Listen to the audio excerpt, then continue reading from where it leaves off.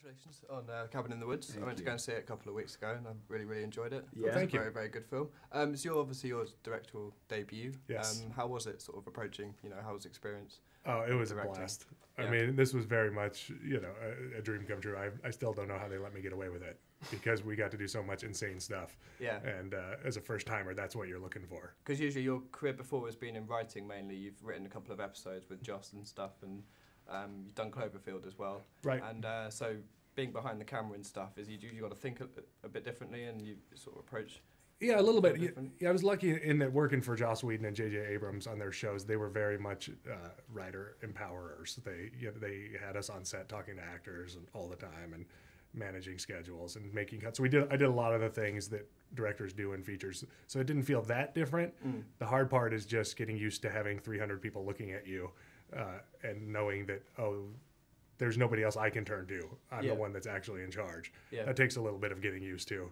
Okay. But once you get used to it, then you realize it's pretty fun. And you can actually make everyone do what you tell them to. Yeah. Is it the Cabin in the Woods? It's an interesting film. It's quite a big mesh of genres. I feel it's got the horror element in it. It's also got the comedy element. Is it? Your character injects quite a lot of comedy. Was that intentional with that? And were you sort of worried with how the audience were going to sort of see that film, because it's quite different with the whole mesh, is it? I think the balance felt very clear from the beginning. I mean, even in the audition process, you could tell. I mean, Drew gave us these kind of fake audition sides, so what we were auditioning for were scenes that weren't even in the film. Yeah. So it's unfolding as you get deeper and deeper into the process. But what's very clear is that it's not one genre. Is that you're playing with a lot of different elements. And it just feels a little odd, actually, because it's all working very well together.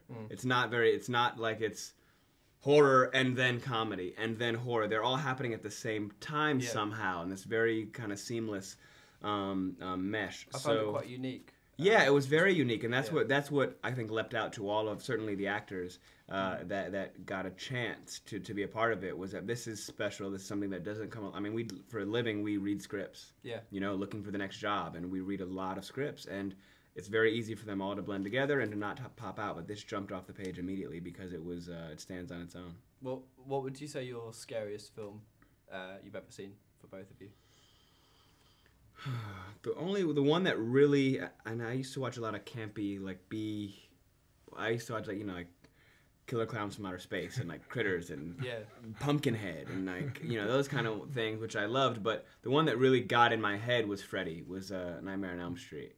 That's the one that made me kind of a little creeped. It stuck with me for days afterwards. And did you remember sort of influences from that film when you were working on the Cabin in the Woods and stuff? Or that one.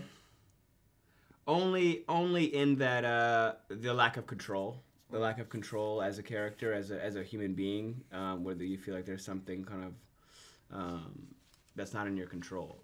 That's the only way that was similar. But I honestly wasn't thinking about any other films in this process. You're thinking about trying to stay alive in that moment, try to focus on kind of moment by moment. That's just my technique.